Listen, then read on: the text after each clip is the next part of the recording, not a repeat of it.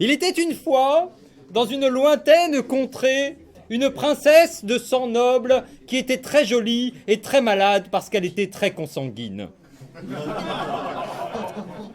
Elle naquit d'un soir de pluie à faire pousser des champignons, à Mururoa, à la maternité Notre-Dame du crématorium des enfants leucémiques. Et comme c'était un beau bébé tout lisse et sans un cheveu, ses parents l'appelèrent Cancerita Fessenheim. Très tôt, Cancerita Fessenheim se révéla être brillante, comme beaucoup d'enfants radioactifs, ce qui est très pratique pour lire la nuit sans lumière. Aussi était-elle très triste quand elle jouait à cache-cache la nuit dans la forêt, parce qu'on la retrouvait toujours. Et ses parents aussi étaient très tristes, parce qu'on la retrouvait toujours.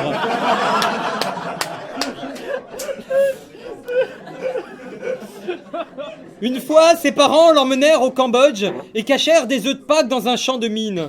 Mais tandis que la foule autour d'elle ne cessait de l'encourager en chantant « Qui ne saute pas n'est pas cambodgien », Cancerita Fessenheim souriait toujours et filait fluide et gracieuse entre les cratères comme une larme de joie coulant entre les comédons crevés d'une paire de joues acnéiques.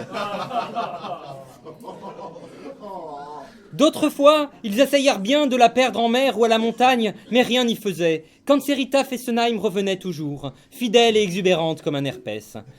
Alors, de guerre lasse, ses parents se résignèrent à vivre aimablement avec cet enfant constamment malade, tout simplement parce que l'amour gagne toujours, et un peu parce que l'absence de choix a toujours été un excellent critère de décision. Comme on dit en Corée du Nord. Alors, l'amour rendit le quotidien tendre et touchant, et comme c'était un beau spectacle que de la voir jouer au ballon, parce qu'elle était en fauteuil roulant et que ses petits camarades l'avaient choisie comme gardien de but au handball. Mais Cancerita Fessenheim avait bon cœur, un cœur de 20 ans, que ses parents lui avaient acheté sur motardetplatane.com, un site de donneur d'organes, et qu'on lui avait transplanté car son cœur d'origine était un peu faible, ce qui est si souvent le cas dans les classes supérieures. Mais au fond, comme lui disaient ses petits camarades de classe en l'initiant à l'épreuve du tremplin à ski, ça roulait bien pour elle, surtout en descente. Quand elle eut 12 ans et que son nez, ses poils et ses seins commencèrent à pousser bien assez pour que l'ombre et la lumière dessinent sur son corps des montagnes, des forêts et des îlots trésors, Cancerita Fessenheim se mit à rêver d'amour et qu'il était doux de l'entendre chanter depuis son donjon pour ensorceler quelques princes charmants qui passeraient par là. Un jour, mon prince viendra. Un jour, on s'aimera dans son château.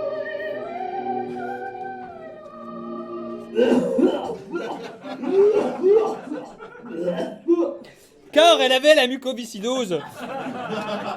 Ce qui faisait qu'elle toussait et crachait beaucoup en chantant. On aurait dit Jeanne Moreau chantant du métal alors qu'elle mange des rillettes. Pourquoi des rillettes? Parce que c'est bon. Et tandis que les caillots de sang et de mucus mêlés tombaient en petites balles de glaire molles au pied du donjon, comme autant de cochonnets pour attirer les boules d'un prince charmant, la magie opéra. Si bien qu'un beau matin, un prince charmant arriva sur son beau fauteuil roulant blanc. Il se gara en bas, après un virage au frein à main, puis se présenta à elle, le frein à la main. Il lui déclama alors son amour, comme il est de coutume de faire chez les princes qui tombent amoureux de n'importe quoi dans une forêt sans même avoir fait connaissance. Tu m'étonnes qu'après ça, ça donne des princes Charles, ce genre de conneries. Cancerita, lui dit-il, je suis celui que tu as toujours attendu. Viens dans mes bras, tu y seras en sécurité. J'ai un beau château, des serviteurs et une carte vitale premium avec remboursement à 100% dès le premier euro. Faisons tchitchine et je t'offrirai le premier verre, comme un flelou, dit-il parce qu'il était pied noir et qu'à Tetris on aime les clichés. Oh, mon prince, moi aussi je t'aime, lui répondit-elle parce qu'on était dans un conte de fées et que depuis le temps qu'elle vivait seule dans son donjon, ça commençait à gratter. Mais je ne peux pas descendre, je suis handicapée. Et comment t'as fait pour monter là-haut, s'enquit le prince? On s'en fout, c'est un conte de fées. J'ai de la myrrhe, de l'encens, du popper, c'est des filtres d'amour extra large, parfum fraise banane. Monte, lui répondit la princesse. Mais je peux pas monter, je suis handicapée, répondit le prince. Puis, comme on était à l'évidence dans une situation de blocage embarrassante, pour le lecteur, avec plein de détails logistiques, pire que dans un roman de Marc Lévy ou qu'une conversation entre Parisiens parlant interphone et métro pour se donner rendez-vous. Un dragon magique arriva et prit le prince sur son dos où était dessinée une place de parking handicapée. Et il s'envola dans les airs avant d'11 septembrisé le dernier étage du donjon pour s'introduire dans le salon comme on dépucelle un gratte-ciel. En un regard, Kanserita Fessenheim sut que c'était lui son prince. Le Semito Fukushima avait un regard de braise, un cœur d'or et 2 jambes de bois, parce qu'il était unijambiste et émotif. Ils étaient nés pour se rencontrer, et à peine roula-t-il vers elle qu'il lui prit la main, et la minute d'après, ils furent à demi nus, occupés l'un de l'autre en un formidable 88 mécanique. Un 88, c'est comme un 69, mais avec les roues du fauteuil en plus, du coup ça fait une sorte de 88.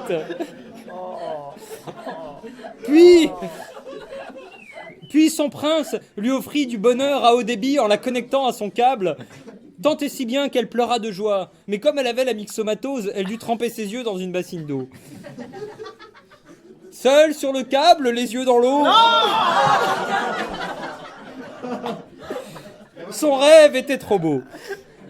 Et quand le Semito Fukushima eut fini de féconder Kanserita Fessenheim sur la banquette 2 tiers, 1 tiers abattable de son fauteuil, il se souvint qu'elle n'avait que 12 ans et laissa une pilule du lendemain et des bonbons de la veille sur la table de nuit comme savent le faire les véritables gentlemen. Puis le prince charmant remonta sa braguette, siffla un coup bref pour appeler son dragon et continua sa tournée des handicapés. 1 heure plus tard, Kanserita Fessenheim sorta de son fauteuil en faisant de faute de conjugaison.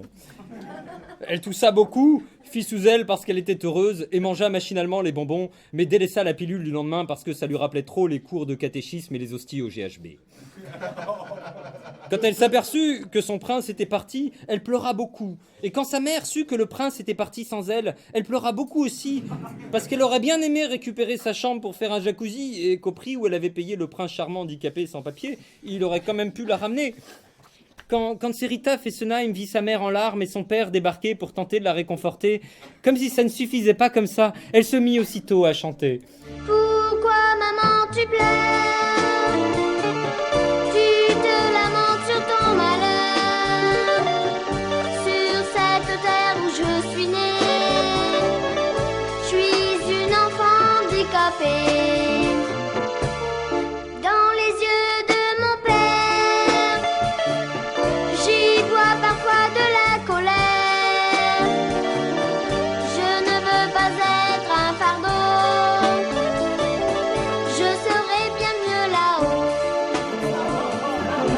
Tu es une enfant handicapée, mais tu es mon enfant.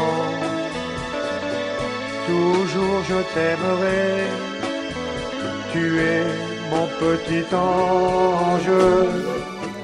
Son père l'avait toujours appelé mon petit ange, ce qui témoignait de profondes lacunes en aéronautique, eu égard à l'incapacité pour un ange avec des petites ailes dans le dos de s'envoler en étant en fauteuil roulant.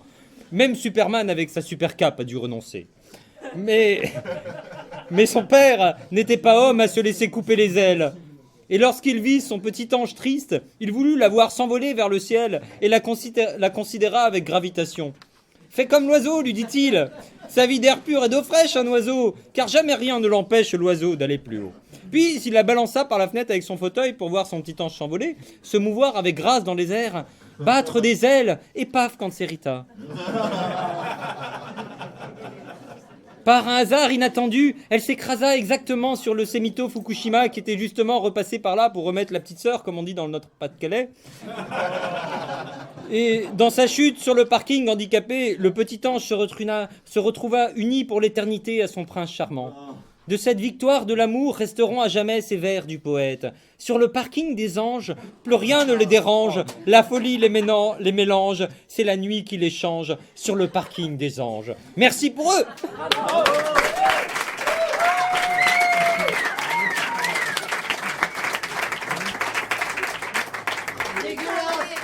Ouais, je sais. Ouais, mais c'est dégueulasse.